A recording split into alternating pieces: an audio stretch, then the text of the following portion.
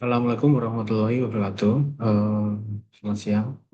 Nama saya Aris Nawan, NIM 14123002911. Akan melakukan pemaparan tentang pengukuran produktivitas dengan metode pendekatan prospek pada PT Antasura Jaya. Inilah tugas EAS dari mata kuliah analisa produktivitas, di mana dosen kami adalah Profesor Erni. Kita mulai dari materi. Apakah itu Pospak? Pospak adalah singkatan dari produktivitas, organisasi, sales, produksi, Ambertair atau labor atau tenaga kerja yang dan C-nya untuk kapital. Ini merupakan alat ukur yang digunakan untuk pengukuran produktivitas parsial pada level perusahaan dan dikenal sebagai roda produktivitas Eberstadt, sebagai acuan bagi industriawan dalam mengukur meningkatkan produktivitas industri. Ini bisa untuk mengevaluasi sumber daya berdasarkan alokasi dana, produktivitas, dan pada 6 elemen utama perusahaan. Dan ini akan kita lakukan evaluasi di perusahaan PT Antasura Jaya yang bergerak di bidang percetakan. Seperti yang di awal, nah ini adalah 6 elemen roda Eberstadt. Kita mulai dari data keuangan PT Antasura Jaya. Ini data yang kami dapatkan meliputi data produksi, data organisasi, data penjualan, data produk, data kerja, dan data modal. Ini berdasarkan data ini kita ambil eh, 15 bulan yang ada dari Januari 2025 sampai Maret 2026. Untuk produksi adalah perhitungannya adalah dari pendapatan bersih berbanding HPP. Untuk organisasi adalah nilai tambah berbanding nilai biaya umum. Untuk penjualan adalah laba kotor berbanding biaya penjualan. Berikutnya adalah produk dari laba kotor berbanding biaya langsung. Untuk tenaga kerja adalah laba kotor berbanding gaji total seluruh karyawan. Dan yang terakhir adalah modal pendapatan bersih berbanding modal. Ini akan kita melakukan evaluasi untuk seluruh produk ya. Nanti ada di beberapa slide berikutnya. Permasalahannya adalah kita harus menghitung rasio produktivitas dan indeks produktivitas masing-masing aspek, baik produksi, organisasi, penjualan, produk, tenaga kerja, dan modal. Dan akan ada penjelasannya untuk cara menghitung nilai rasio produktivitas dan membuat grafik rasio produktivitasnya. Yang kedua adalah membuat indeks produktivitas, menghitung nilai indeks produktivitas dan membuat grafik indeks produktivitas. Tugas kedua adalah membuat rasio produktivitas dan indeks produktivitas secara keseluruhan aspek. Ini menghitung nilai rasio produktivitas. Kedua adalah membuat grafik rasio produktivitas. Yang kedua adalah indeks produktivitas menghitung nilai IP dan membuat grafik IP. Yang ketiga, yang terakhir adalah peningkatan perbaikan produktivitas. Ini kita harus menganalisa aspek-aspek memilih nilai rata-rata yang terendah berdasarkan nilai grafik yang dibuat dan kita buat kesimpulan. Kita mulai analisa. Pertama, analisa kita adalah di aspek produksi. Ini dari aspek produksi adalah data dari bulan Januari sampai bulan Maret 2025. Kita mulai dari pendapatan bersih dan berbanding HPP. Perhitungannya adalah pendapatan bersih dibagi HPP per bulannya. Sebagai contoh, Januari di 57 miliar pendapatan bersihnya, sedangkan HPP-nya ada di 50 miliar. Jadi secara angka rasio HPP berbanding pendapatan bersih berbanding HPP adalah 1,14 di bulan Januari. Sampai di bulan Maret perbandingannya 1,08 berbanding pendapatan bersih berbanding HPP. Ini akan kita buat grafik, kita ambil rasionya setiap bulannya. Dan ini adalah data rasio produktivitas produksi. Dari Januari 1,14, Februari 1,12, Februari 2025 1,12 poin, dan di bulan Maret di 1,03 poin. Dari data ini kita buat grafik kenaikan dan penurunan sesuai data yang di sebelah kanan. Dari data ini kita mendapatkan analisis ya tingkat rasio produktivitas berdasarkan grafik. Rasio produktivitas berfluktuasi sepanjang Januari sampai Maret 2025 dengan kisaran 1,8 sampai 1,7. Produktivitas meningkat pada bulan Oktober 2024 di poin 154 dan mencapai 1,62 di bulan Desember 2024. Memasuki tahun 2025, rasio bukan menurun dan cenderung stabil di kisaran 1,08 sampai 1,14 hingga bulan Maret 2025. Kesimpulannya adalah produktivitas produksi belum stabil karena mengalami fluktuasi yang cukup besar. Perusahaan perlu mengevaluasi faktor-faktor yang menyebabkan kenaikan pada bulan Juni, Desember 2024 dan penurunan pada awal-awal 2025 agar produktivitas dapat dipertahankan secara konsisten.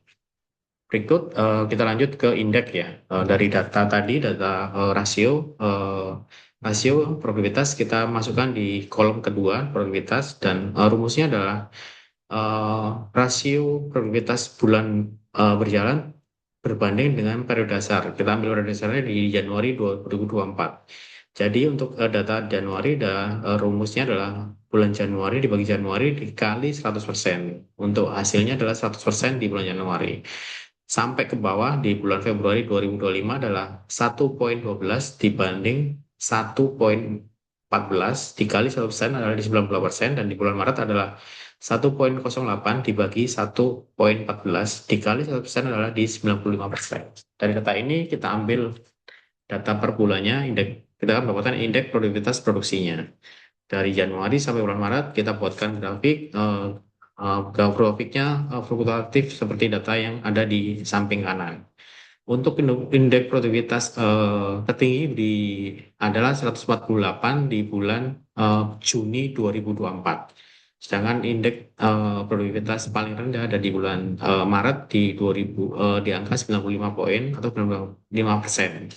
Secara indeks produktivitas ini min atau rata-ratanya ada di bulan Juli 2024 di angka 128 persen.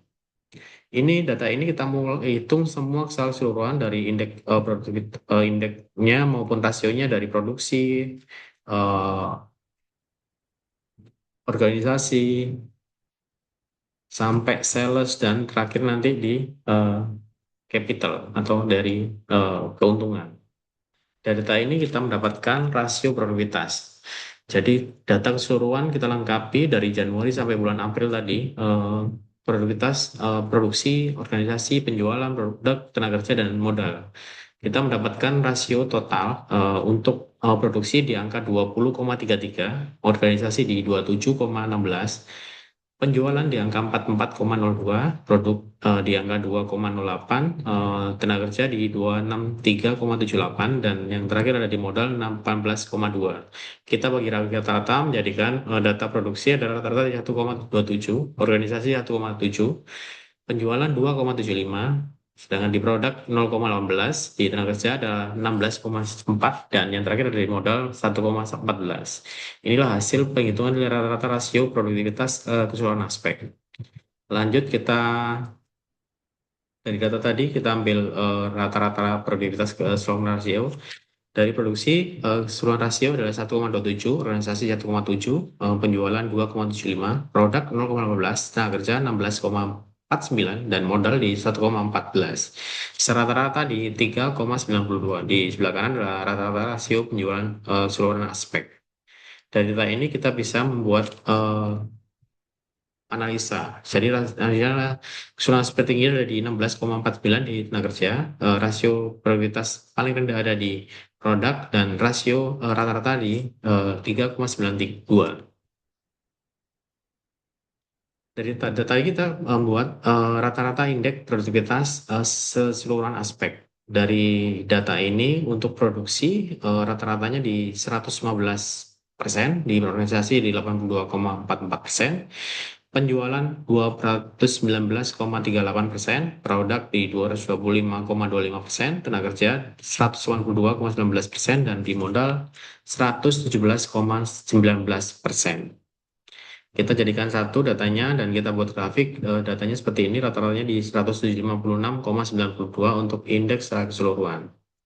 Dari data ini kita mengambil kesimpulan bahwa aspek tertinggi di angka 225 pada aspek produk dan rata-rata rendah ada di 82,44 di organisasi. Secara rata produktivitas aspek tengah-tengah, aspek secara antara tinggi dan rendah di angka 556,92%. Dari data ini kita membuat analisa bahwa rasio produktivitas dan produk menunjukkan nilai paling rendah 0,15. Berarti kontribusi output terhadap input dalam aspek ini sangat kecil. Langkah-langkah perbaikan yang harus dilakukan adalah evaluasi efisiensi produksi, optimalisasi pembuangan bahan baku dan sumber daya, tiga, inovasi produk dan diferensiasi, dan empat, pelatihan karyawan. Untuk perbaikan peningkatan indeks produktivitas secara aspek organisasi ini adalah yang terendah di 82,4. Tindakannya perlunya perbaikan dari sisi manajerial dan struktural. Langkah-langkah yang peningkatan meliputi restrukturisasi organisasi, penguatan sistem koordinasi dan komunikasi, pemanfaatan teknologi inovasi, dan terakhir adalah peningkatan budaya kerja dan secara kepemimpinan. Dari data ini kita kesimpulan ya, dari kita mendapatkan rasio produktivitas terendah dengan aspek organisasi memiliki indeks produktivitas terendah. Oleh karena itu, perbaikan harus dilakukan kedua aspek tersebut, baik peningkatan efisiensi produksi, pengembangan sumber daya manusia, maupun perbaikan manajerial dan sistem organisasi. Sementara itu, aspek untuk produktivitas tinggi seperti tenaga kerja dan itu perlu tetap dijaga dan ditekan untuk mendukung pertumbuhan produktivitas perusahaan secara berkelanjutan. Ini adalah presentasi dari saya, Aris Gunawan, NIM 141230029. Saya ucapkan terima kasih. Eh, Mohon komen dan saran di kolom komentar. Saya akhiri, terima kasih. Wassalamualaikum warahmatullahi wabarakatuh.